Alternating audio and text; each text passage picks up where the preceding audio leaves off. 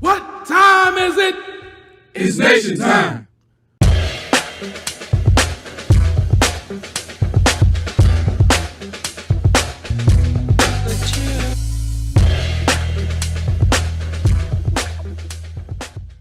Good morning, Baba Mbayu. How are you today? I'm good, Zadier. How are you? I am well. Thank you so much for this morning's sermonic message. I really enjoyed it. And I think the topic is so urgent. This idea of what then must we do or what shall we do? I love that from, is it Peter? Yes, Peter in Acts, at right. Pentecost Um, I'm after he sorry? gave at Pentecost after he gave his impassioned speech filled with the Holy Spirit, Yes. and And people, the people who gathered responded, "Brother, what then shall we do?" yes, after a litany of horrors that were happening to them under the Roman Empire Yeah, at the time, which continued for a very long yes, time, he right? did. Right. It had been Decade going for and a long time decade. and it Yes, continued for much longer. yeah, almost a century. Right. And not unlike us, life inside of an empire, not Yeah, easy.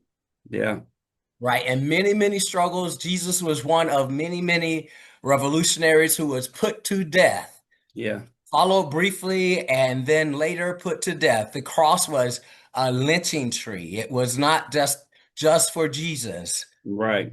Right, right. I wanted to check in today on one of the central ideas in your sermonic message today. That was I wanted to talk about or hear you and maybe have a conversation about the distinction between what you name as apathy. Maybe we could define that, talk about that, and what might really be burnout.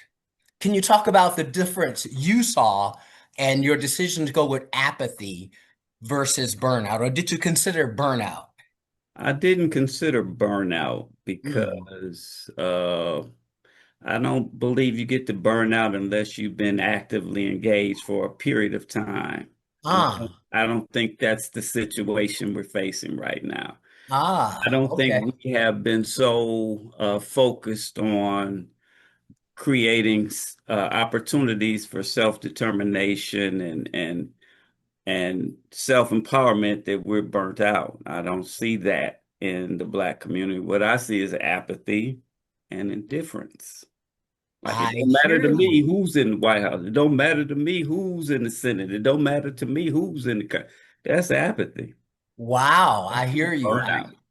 I hear you. I don't see how you can get to that after an election that was so very, very dramatic and having taken place in the context of a genocide, which the US was funding, as you noted.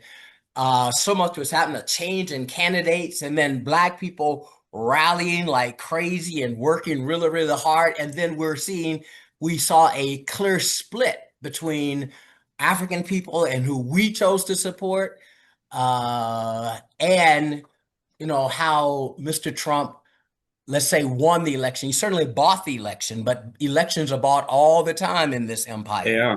as we know. So you did not see this context uh, in terms of now, yes, it's July, late July, only 7 months, 8 months after an election that was so transformative. We were actually told, and I think the church participated very clearly in the sermonic messages that this was, well, not quite the end, but an existential crisis once again. And that we had to mobilize and work and work and work and work and work. And then we lost, we as an African people, perhaps, at least the church's chosen candidate did not prevail. And so we had, I think, a period of disillusionment, disbelief, and then this onslaught where Mr. Trump floods the zone with this very clear attack on African people under the guise of DEI. In interacting with Black women particularly, I've heard so much that sounds like, and them naming burnout. But burnout does presuppose work. You don't have a sense that African people worked around that huge election, Some of that us the church did. itself, I'm sorry? Some of us did. Some of us did. I think the church Did. particularly did. And those who did are those who usually do. That's the point I'm trying to make. It wasn't like Yes. all of a sudden we had this groundswell of support, like for Obama. Okay, I can compare this recent election to Obama. It was night and day, Ah, night and day. night and day. Yes. Say more. There was no buzz in the energy field that we're gonna make this happen. Ah, There was near the end of the campaign, there was more buzz, but it was not our best effort that we should say, okay, I'm burnt out now, I can't do anymore. No, I don't think so. yes. The, Yes. the disillusionment that you're talking about is still present with us. We're still disillusioned. Right. We work under a long Almost a year experiment. after the election, we're still disillusioned. Right. That's a choice. Disillusionment is a choice. Oh, Apathy is a choice. woo. Indifference is a choice. Burnout is a choice. And apathy, right, is a choice. I As hear you. long as you have spirit in your body, Yes. what's burnout? Burnout is when you die.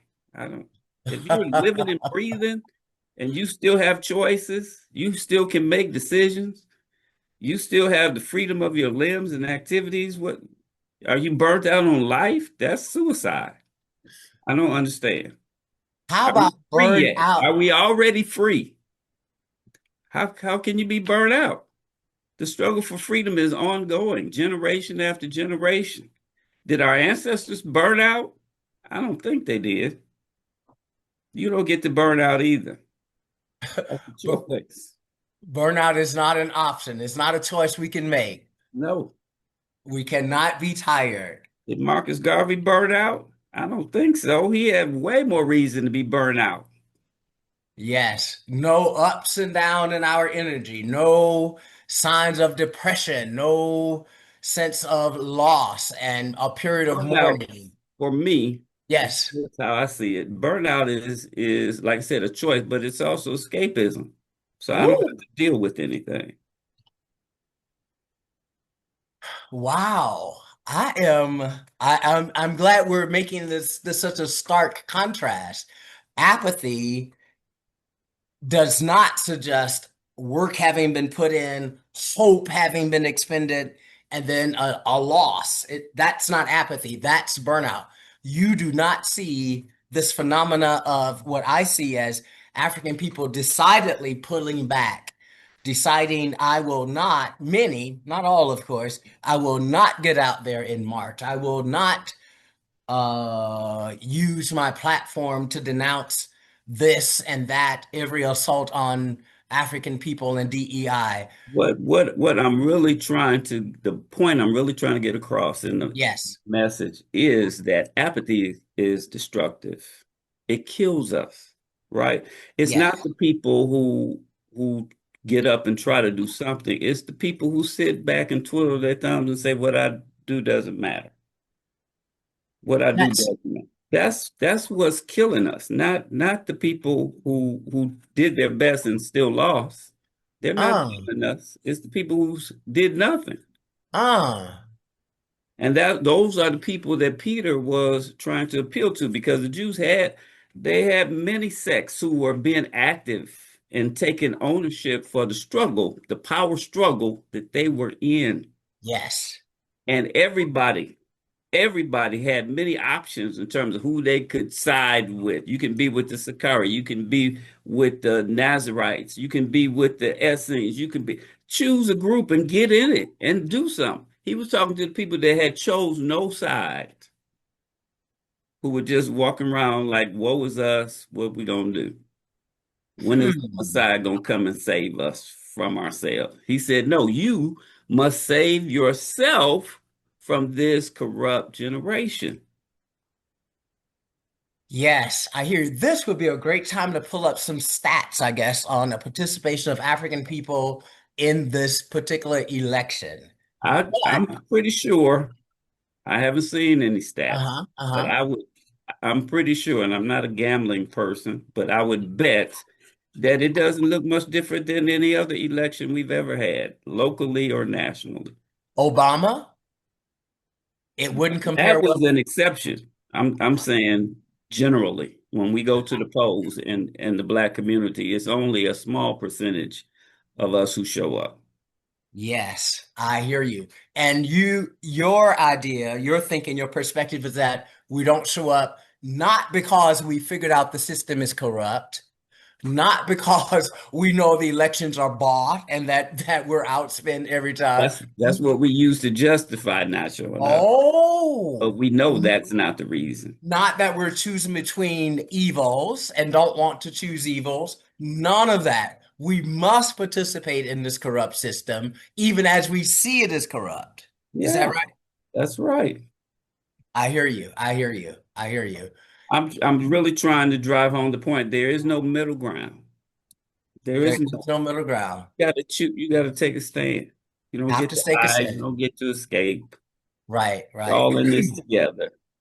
right. No real reason not to participate in these rigged elections that we have. Well, if things keep going the way they're going, we ain't gonna have elections.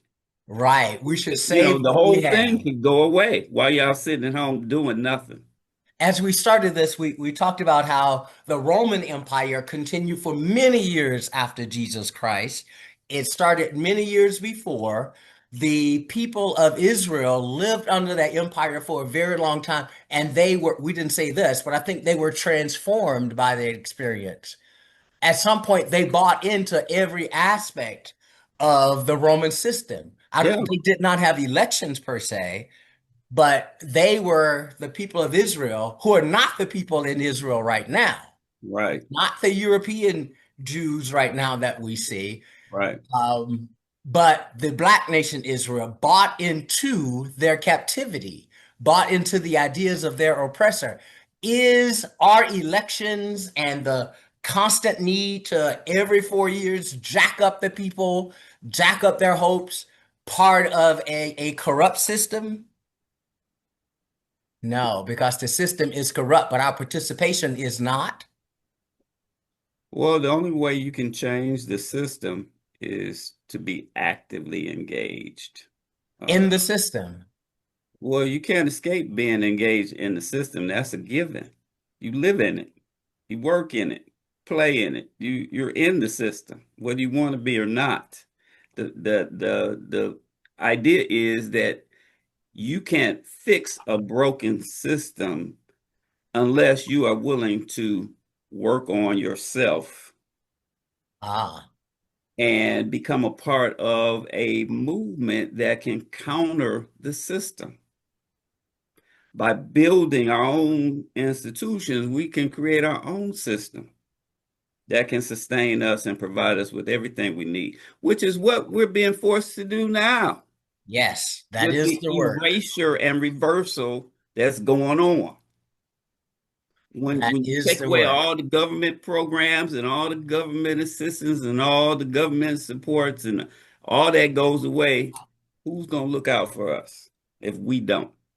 If we don't, and continue to do so, Yeah. and fight to defend those institutions, which are the basis of power.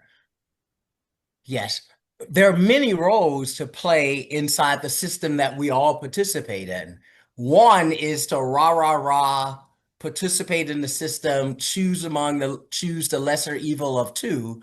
Another is to stand outside, which is a role, and denounce the system for what it is, a rigging, a lie, as we do in the shrines of the Black Madonna to religion itself, the slave culture religion. We stand outside and well, in some ways, we stand outside and say, look, dying to go to heaven in Jesus' name is a lie. We say the white Jesus we got on the plantation is a lie.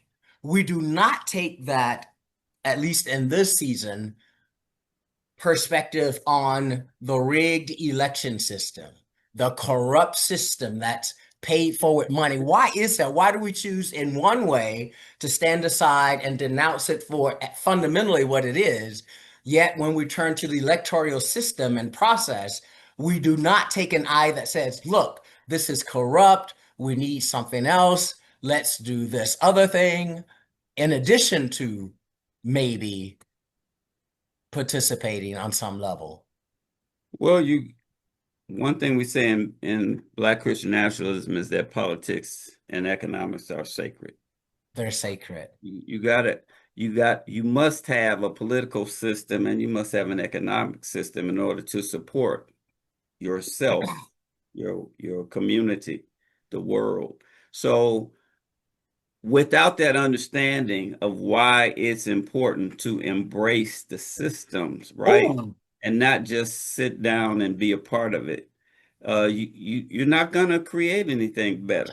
You have to understand why it's important. And that's part of our conditioning as Black people in America, that we should be happy just letting somebody else make decisions for our lives, right?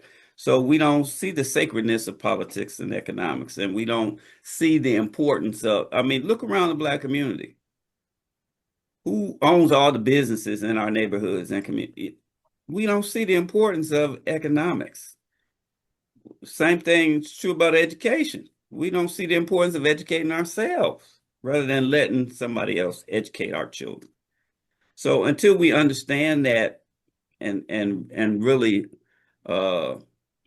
take it to heart, nothing will ever change for us. The system they can destroy the system, which is what they're doing now. They're destroying democracy, and we watching democracy die a catastrophic death right before our eyes, and create a new system, and we still won't be a part of it. Doesn't matter what system they create, we're not a part of it until we get the impetus ourselves to create a system for ourselves and to understand why that's important. And nobody's going to do it for us but us then. Yes. So it's our understanding. It's not the institutions of power that actually shape our understanding and our actions and our choices. It's our own thinking and how we approach it ourselves. That determines the outcome. Thinking leads to behavior. Yes, yes. And we behave within a context and a system of institutions. Yes.